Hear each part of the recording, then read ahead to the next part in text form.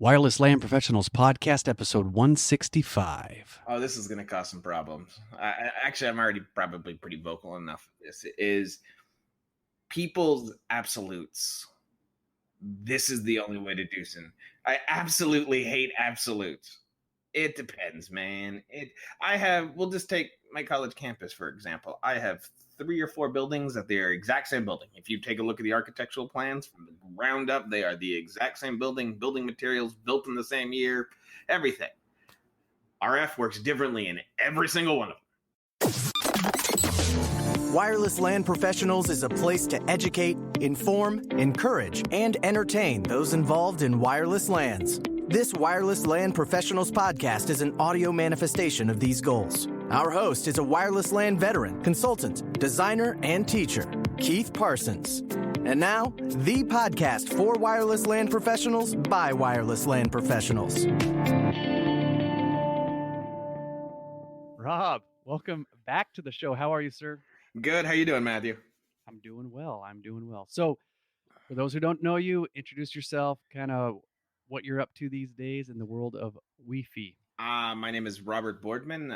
You can find me on Twitter at Rob with 2 B's _404. I'm kind of all over the place. I'm sure you'll see a picture of me somewhere in a conference, as I found out that I'm kind of popular on a picture. Right now, really just getting ready for WLPC Prague.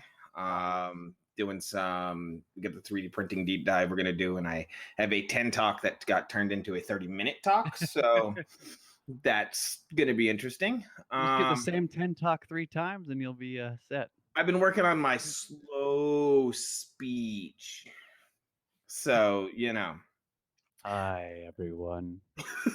Hello. So you got that coming up.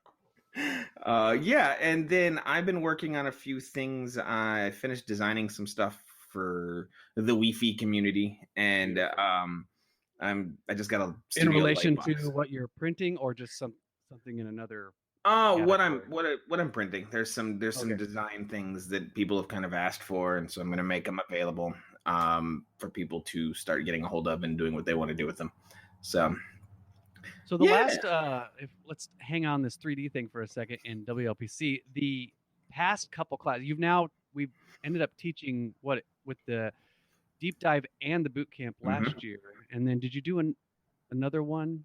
How many classes have you taught now? So right now we did the one boot camp and then the one deep dive. I'm in talks with some other people to do some other classes, but as of right now, I've only done the 2, and then we'll do the deep dive in Prague, which I've got some, if it works out, I've got some very interesting things that we'll be doing. I was curious, how did that whole class go? What was your kind of takeaways? What did you hear people talking about? Well, afterwards?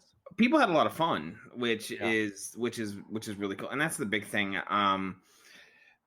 The one kind of feedback that we got was that, it was fun to kind of design and print your own thing, but I wanted more practical 3D printing.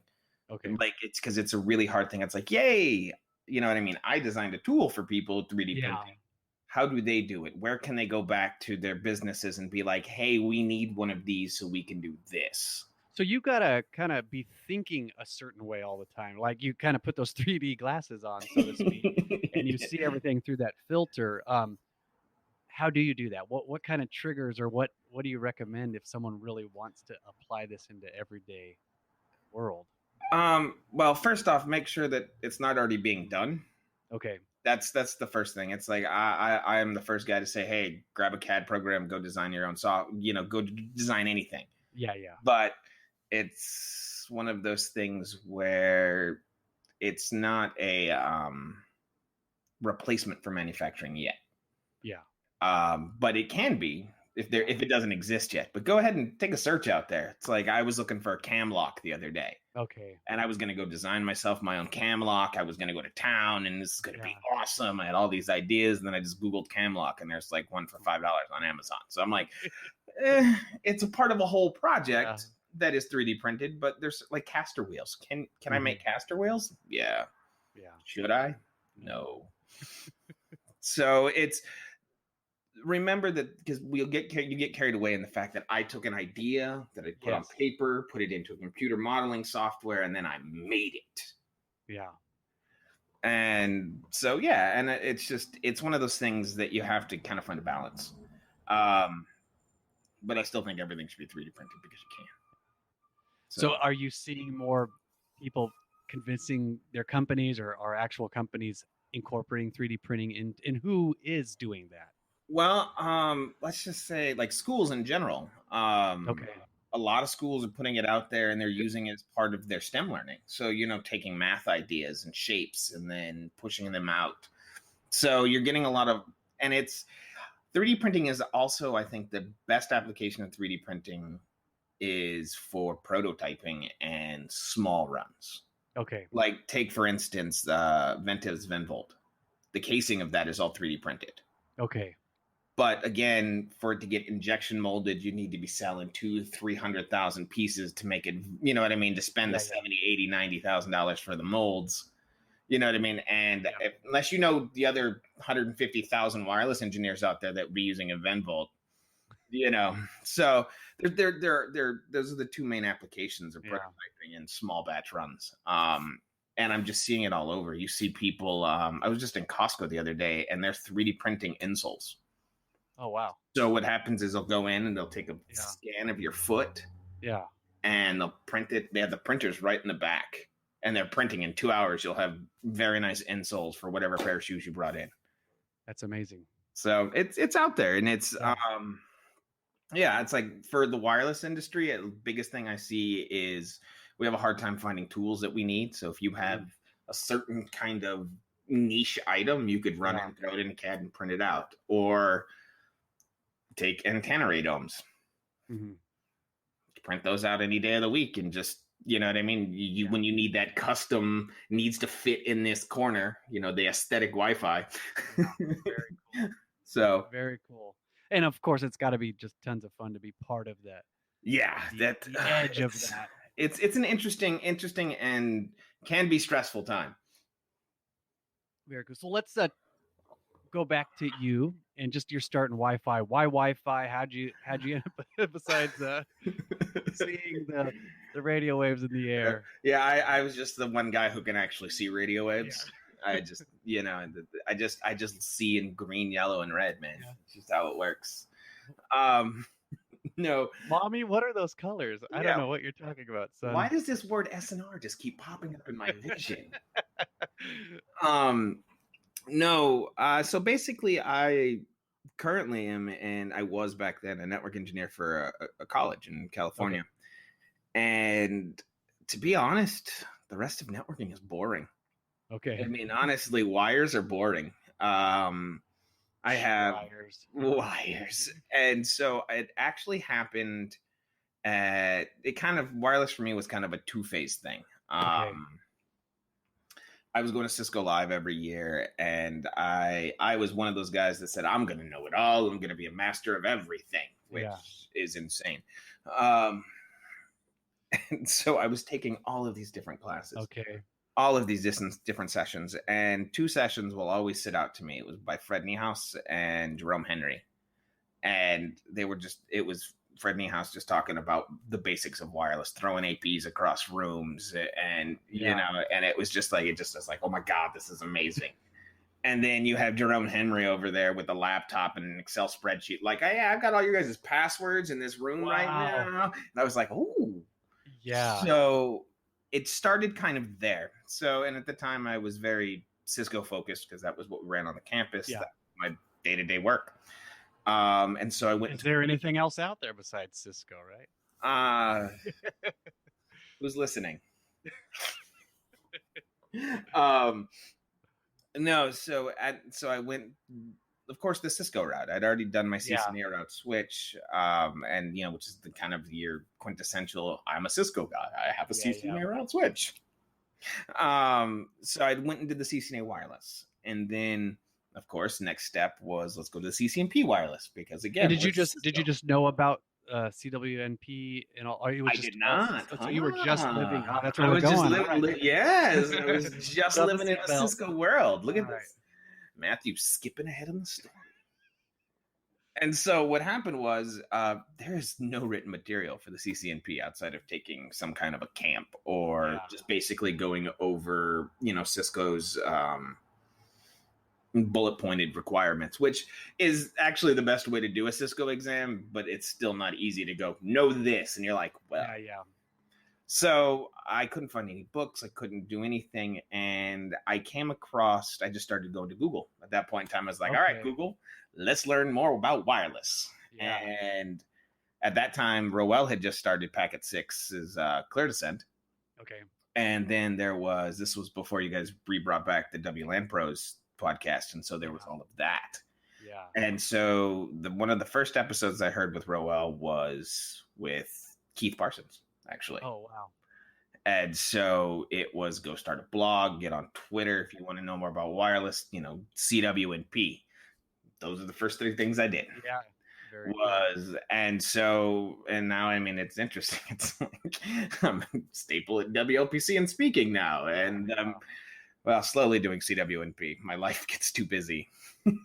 But we're almost there. I'm going to do it, I swear. That's my goal this year, is to finish that out. I have one last exam and I'm done.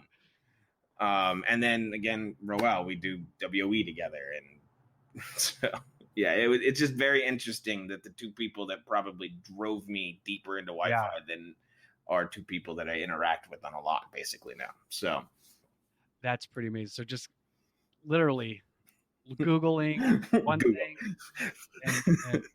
and there you are. One podcast, and look at where I am now.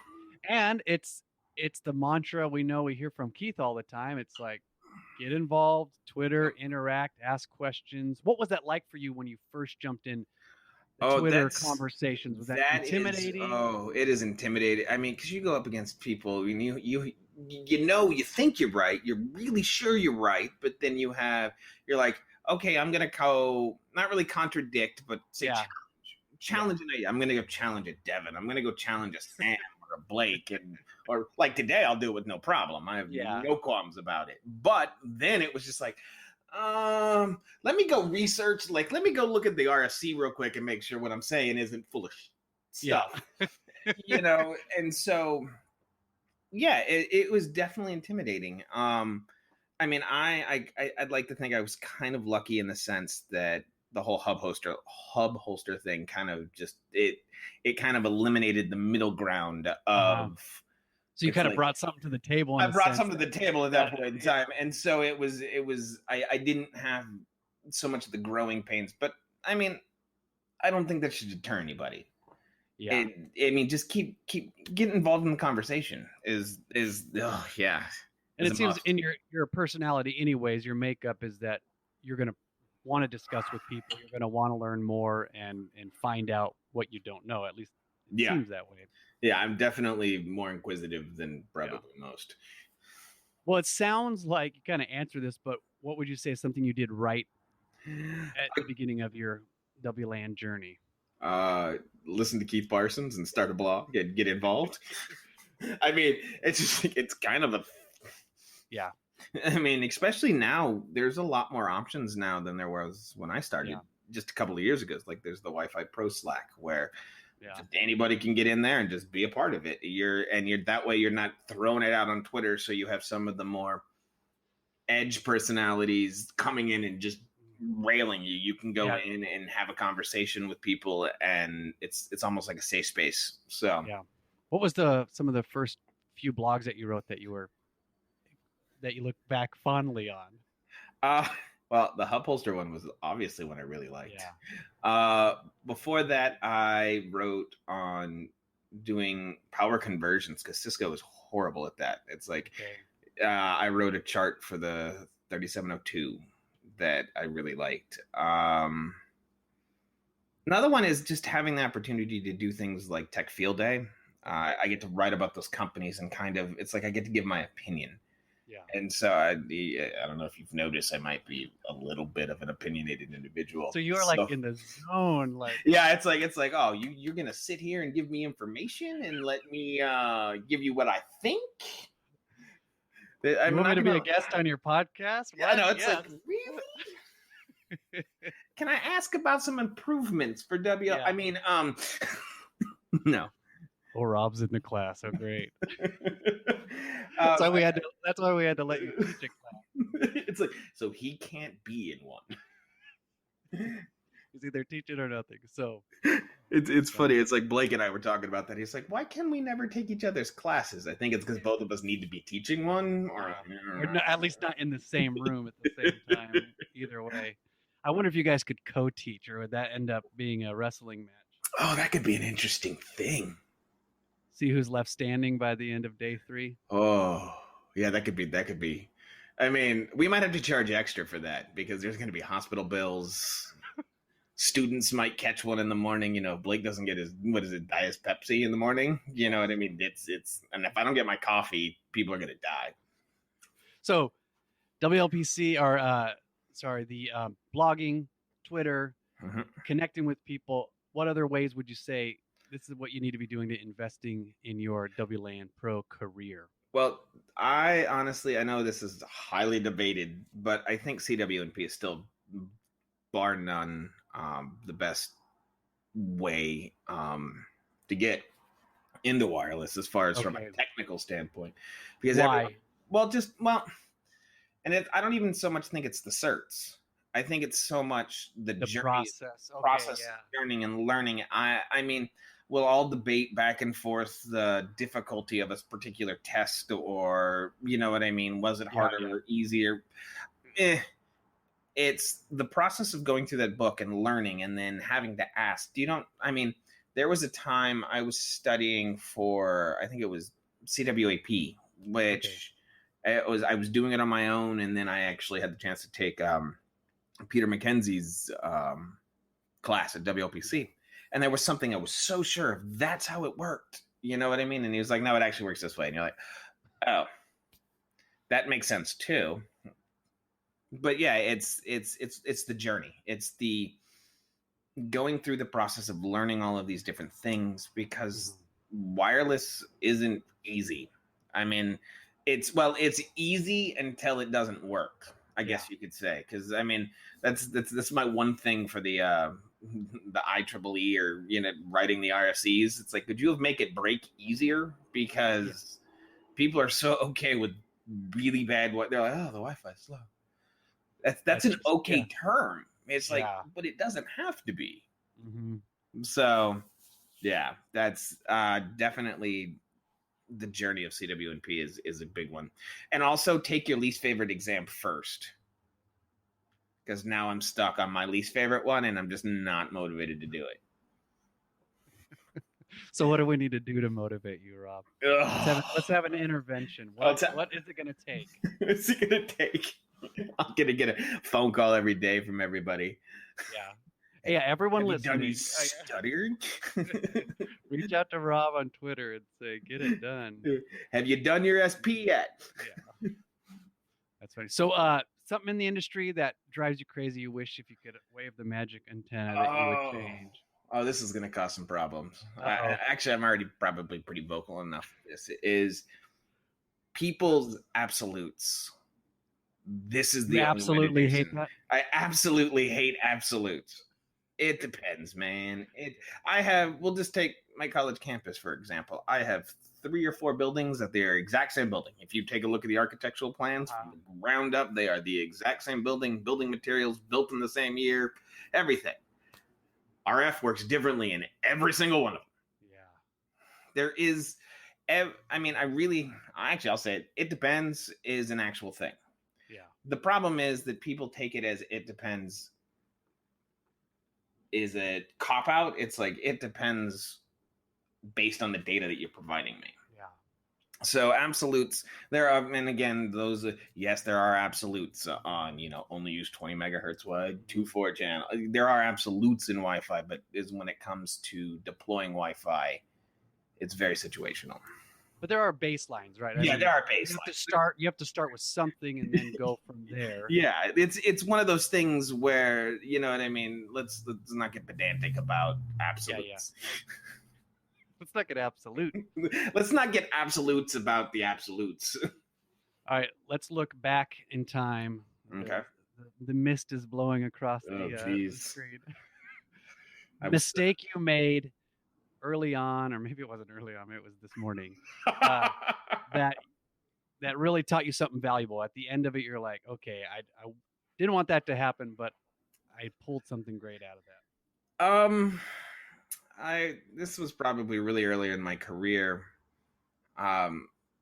Along with being opinionated, I might have a little bit of an ego sometimes. Sometimes, I mean, sometimes when I know something, I tend to think I know something until somebody tells me I don't know it, and they prove me wrong, and then I don't know it. But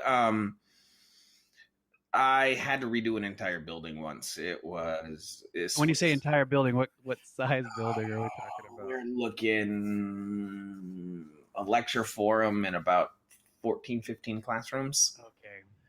And it wasn't completely horrible, but it was like right in the beginning. I had just, finished CCNA wireless, which first of all is the best test for teaching you how to turn Cisco knobs, not the best test on how wireless works. So I was just like, we're going to put an AP here. We're going to put one here. I mean, I was literally walking around looking like I saw red, green, and yellow. It was so... And I mean, it worked because wireless. The Wi-Fi whisperer. I was so thinking I was the Wi-Fi whisperer. And it worked. It did, but it worked horribly. Yeah. And then I, at that time I was using air magnet, which I don't know if I'm allowed to call that a mistake. The way you were using it. I'll say it. Okay, there we go. Yeah, we'll go with that. The way I was using air magnet at the time. I had to go back and once I resurveyed it. I mean, we had to do, there was...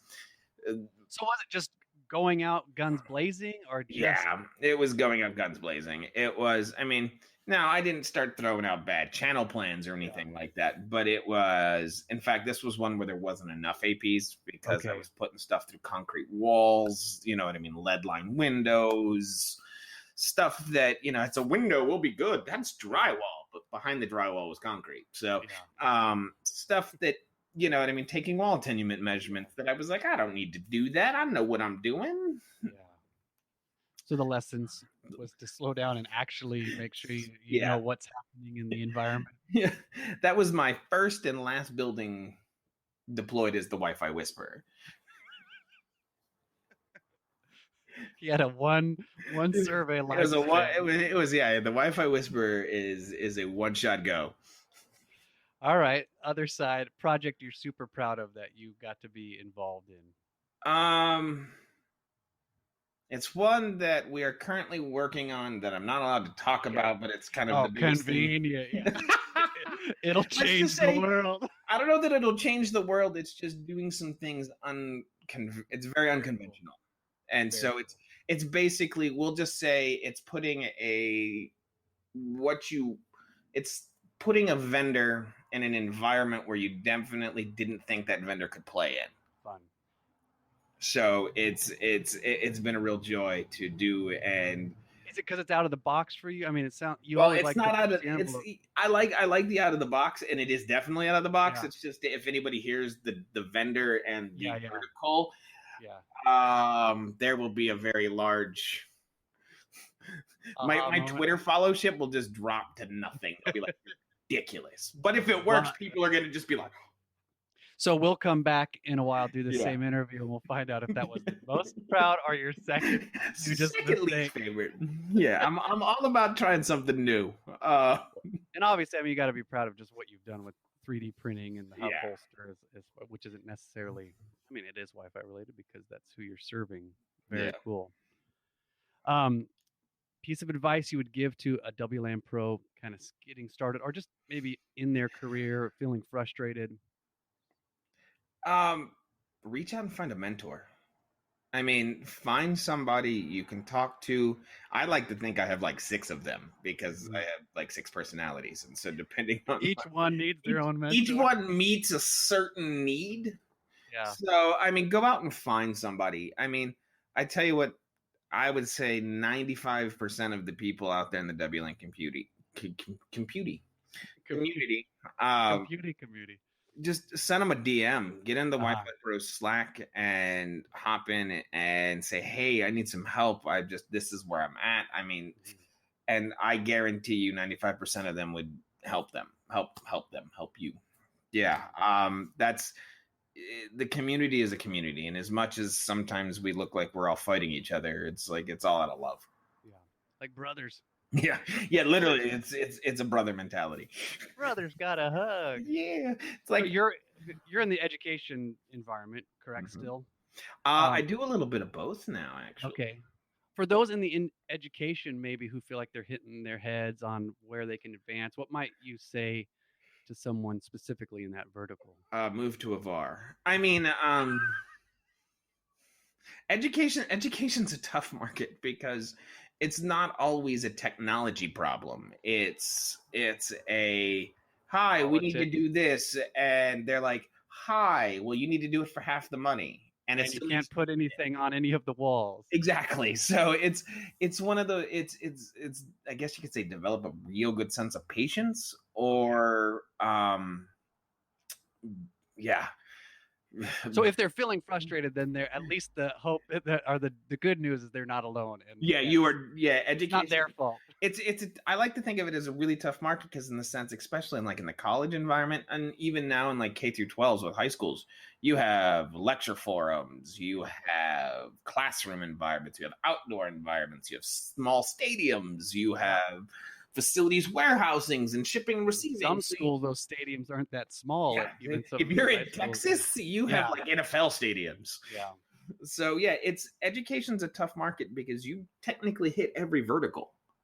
Yeah. So that's true. In your own little cosmos there, you're hitting all the different. The one nice thing is you can generally on a campus, you can control, I mean, outside of your friends, you can kind of control what's going on. I mean, so you have kind of a benefit there. But again, you'll have, 200, at least with us, we have a 200-seat lecture forum sitting right next to a 35-foot or a 35 classroom, which is now deployed really nicely and properly. Oh, of course. All of them are perfect. Because they just said, here's a blank check and make the wireless beautiful. Yeah. Make those yellow and green colors. Yeah. Kind of. Oh, it's all green. Don't worry. Yeah. But what did they say about capacity? Yeah. Oh. No, What's a favorite piece of equipment you're using these days that your toolkit can't go without? Not a 3D printer. Not a 3D printer. Technically, I can build any tool. Yeah. I would say my favorite piece of hardware right now has got to be. I got two. I've got the Sidekick and the Venvolt. Those things have just. I mean, tell us about the Venvolt. Oh, well, it's a PoE battery that's amazing. If you don't have one, you should have one. Let me rephrase that. If you are doing AP on a stick surveys, you should be using a Venvolt, just because of the fact that as light as that thing is, it's amazing. Or if you're just powering APs in a non-conventional way, it's there's so many uses for that thing. And then the Sidekick is just it. I like the Sidekick. Yeah, there's a waiting list. Everyone seems to be loving it. I just recently got my hip holster that Jerry's been touting around. I had to buy it from like China and wait 6 months for it to get shipped over across on a boat, but I've got it and it is amazing. I just like run around my apartment with it now. I'm just like, no. We just need somebody to build a better cable. Build a better cable. You got everyone hearing that who can do that will win the day, right? So we got Prague coming up. What is kind of new and exciting about Deep Dive version 2.0?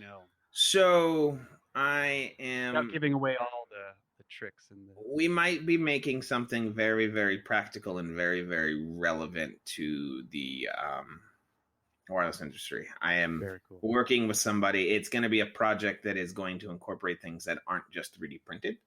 So I'm working with a company right now to see if I can get them to sponsor incorporating that into the because to me it's very, I want to show, because even with the deep dive printers aren't huge. They're good, but even with that you can do a lot of great things. Like, in fact, stuff that I just recently finished building, like a stand for the Sidekick. Oh, cool. Or stand for the G2 because nobody wants to set the thing on the ground. Yeah. These things can all be printed on that smaller printer. So for those who, obviously there's a lot of people who are still yet to go through one of your wonderful deep dives. 2 days, a couple hours each. Yeah. How's the flow? How do you actually learn to? It's fast. 3D? It is. Huh? So basically, what we do is we chose a printer that's relatively easy to calibrate. So what it is I'll end up beforehand calibrating everybody's printer for them, and essentially, I think some of the feedback we've got. There's a couple of things I'm going to do differently this time, but from the most part, then you can take it home. You can pull it apart, package it up, take it home, and put it right back together. And I mean, it should work as advertised. Yeah. But yeah, so we'll do that, and basically what we'll do is we'll do a little safety first, because obviously you'll burn the crap out of yourself if you start touching things at the wrong time. Yeah. We'll go over kind of the machine itself, a quick just deep dive in the machine, and then we start printing. It's start going, and we kind of, with that kind of timetable, we kind of go over and it's like, oh, you have a problem. Let's kind of look at the problem. Let's take a look at what's going on. Last time we had them design, we spent a lot of time in design, because once you understand the machine and you understand how to load and unload filament and print, then it's like, what do I want to build? Yeah, exactly. So last time I started off with a really basic, build a tower where you're like, because everything in 3D printing is pretty much done in millimeters. Okay. So let's build a 1 millimeter, 5, 10, 20 millimeter, just your own take on some way to separate that in a CAD program. And then I also had a couple of people be like, well, I want to do something a little different. Do you mind? Like, I think Adrian Granados took my deep dive at WLPC, and I think he built like a phone stand. He wanted to build an iPhone stand, and he spent out and printing it out and doing it. And so it's just like, it's I try to keep it as organic as it is for design, because a lot of people, it's like, well, I already know millimeters. Like, if we go to Prague, I'm not going to be like, hi, can you build me a ladder, basically telling me millimeters, because that's your form of measurement every day. Whereas I could go do it in inches. Do it in a measurement you'll never use. So I'm trying to do more of a project base. So we'll go in, we'll do some fundamentals, and then we will start printing a project. And then, because I think we have like 3 hours or 4 hours to do it in. So it's going to be fun. And they what's the bare requirement of skill level you think that they'll need to be part of that? They're going to need basically setting up an account, and then after that, we're going to just go into everything. So, I mean, you don't need a whole lot of design. It would be nice if they go through some of the design stuff that I'll send out to the students. But other than that, that's about it. Beautiful. Well, looking forward to it, man. So, people want to follow. I know you mentioned at the top of the conversation, but say it again, how we can get in touch with you. If people want to know I'm a ghost. I'm nowhere on the internet. You can't find me. This is the last you'll hear of me. Yeah, I'm gone.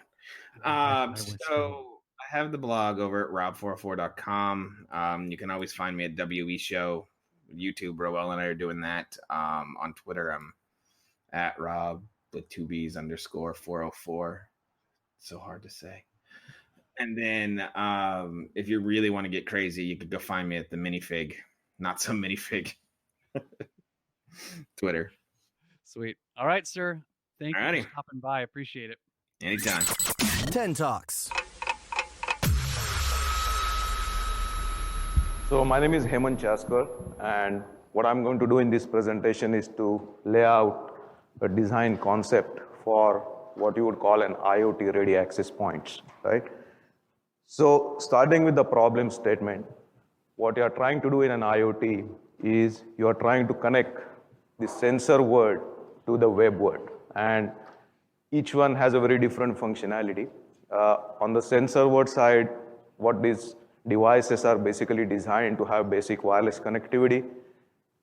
They will send telemetry data, right? And they will also take command and control from some master to bring about physical effects.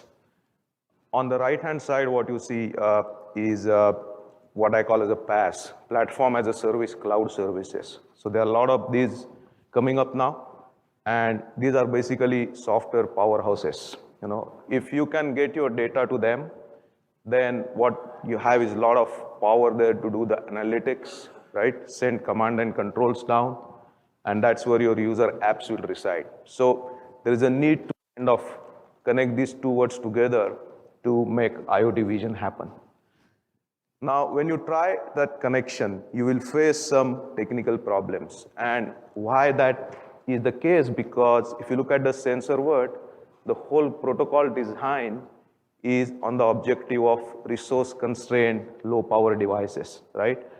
And what that means is the primary objective is to just build basic wireless links to something that you call as an edge of the network. Now, these could be direct links, or there are native meshing support in BLE and Zigbee type of radio technologies. Now, a lot of this on the sensor side I'm talking about may not apply to Wi-Fi because Wi-Fi was not designed for resource control, constrained efficient transfer, but it does apply to low power, battery powered devices which run on Zigbee, Z-Wave or BLE, right?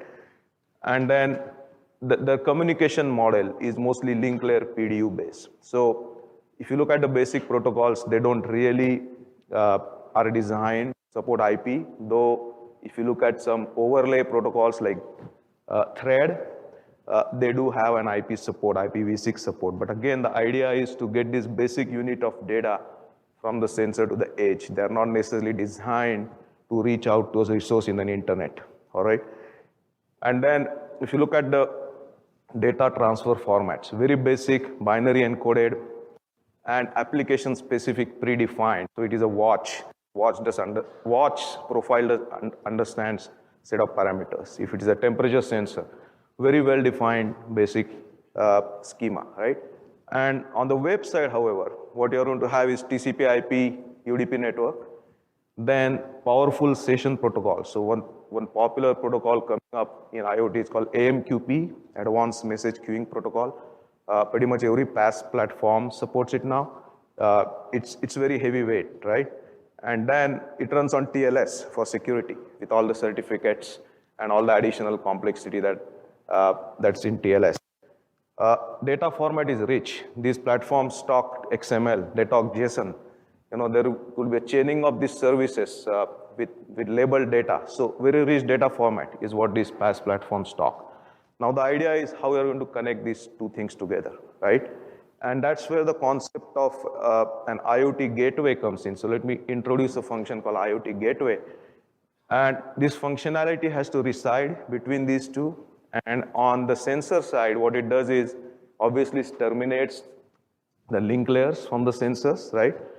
And then does protocol conversion between the web client, which it uses to talk to the PaaS services, and a link termination module, which it uses to talk to low power sensor devices, constrained sensor devices. It does have additional functionalities such as, if you look at the link protocols on the sensor side, they are very basic. There is no reliability, as much reliability, mobility, security, onboarding, all that is absent, right? So they can also, the link layer module also helps you to add that layer of functionality on top of the basic links of BLE, Zigbee, or Z-Wave. And on the web side, an additional functionality it can do is the edge processing. Now this is where you do programming on the PaaS platforms and push down, if you call executables for edge processing, for faster response time, privacy issues, and there are various other reasons to do that, right? So these 5 functionalities together I would call as IoT Gateway. And if you look at where access point sits, Wi-Fi access point sits in a network architecture, it is an ideal place to implement this IoT Gateway. So what would it mean for an access point from hardware and software standpoint to implement this IoT Gateway, right? First of all, it needs to have the right radios, not just Wi-Fi, but BLE, Zigbee, Z-Wave. And if you look at the access point platforms that are coming out this year, it's kind of, a lot of them already have BLE Zigbee chip on them, all right? So I'm showing kind of a mid-range platform. This is not even a high-end platform, which can support 3 Wi-Fi radios, or maybe 2 for access, third for whatever function you want to do. It has a BLE Zigbee chip on it, and it also has a USB where you can plug in another IoT radio. And note that these are low-power radios, so won't exceed your power budgets, even if you plug additional radio in a USB. So, and there are various variants of that. You could have the BLE Zigbee as a system on chip. You could have high-end platforms, their Wi-Fi radio are separated. And more interestingly, if you look at one of the 2 major Wi-Fi chipset vendors made an announcement last week about making more edge processing resources available on this platform. So that's also coming in an advanced chipset, right? The edge processing functionality. So I would argue that hardware, availability of hardware on access point to do all this IoT in addition to Wi-Fi, that problem is pretty much solved today. Now, from software standpoint, what it needs is, in addition to normal Wi-Fi software, two additional modules. One what I would call as link management module, and what that does is, like I said, it adds this additional layer of functionality of mobility, reliability, security, onboarding on top of low power radio wireless links like BLE, Zigbee, and so on. And another interesting thing you need is an API to talk to the PaaS cloud. And you don't want to be locked in with any given PaaS provider. So what you do is you implement containers on your access point so that the endpoints of these different PaaS services can be run in that container. So when you're deploying your access points, you're pushing down from the cloud management console, which is your access point cloud management console, the right PaaS adapter that particular deployment wants to use. And what I've shown on the right-hand side are some popular ones, but there are like tens or hundreds of them available now. So this is how you would structure an access point architecture. And again, these 2 additional modules that I have shown, they're still manageable from your standard AP Cloud console. It's only that their data path is being connected to the PaaS clouds, right, through the PaaS adapter. And this is a good kind of architecture for distributed environments where large number of APs are spread all over the place. But then if you look at a campus, then what campus wants to do actually is not implement this PaaS module in every access point, but have it run as an app in your data center. And again, this could be a virtual machine, right? And this is also managed from your AP management cloud. So it can be configured, managed from your AP management cloud. And what the AP now does is it keeps the IoT, low power IoT link management local, but what it's doing is funneling the IoT traffic to this app in a data center. And the benefit of that is now you have a tremendous amount of resource available there in terms of virtual machine, a lot of flexibility in terms of what containers you want to build, right? And then you could do a lot of things on that server machine compared to an access point. So this is another interesting architecture for implementing IoT gateways on enterprise access point systems that is more appropriate for enterprise, campus enterprise environment. So just before I finish, last point, where I have been saying low power, but that doesn't mean small range anymore. Because if you look at Bluetooth 5.0, it has the new MCS options where Bluetooth, BLE coverage can be comparable to Wi-Fi with the low data rate MCS use. So even if you are using BLE sensors, they can be covering as much area as your Wi-Fi. And if you need additional gateways in the middle, you can implement them and have them connect to your main access point gateways, either as Wi-Fi clients or as meshes. So there is a possibility that you may add additional gateways in the middle to increase the coverage to the sensors. So those are the 2 architectures I think will become important to support IoT in enterprise environment.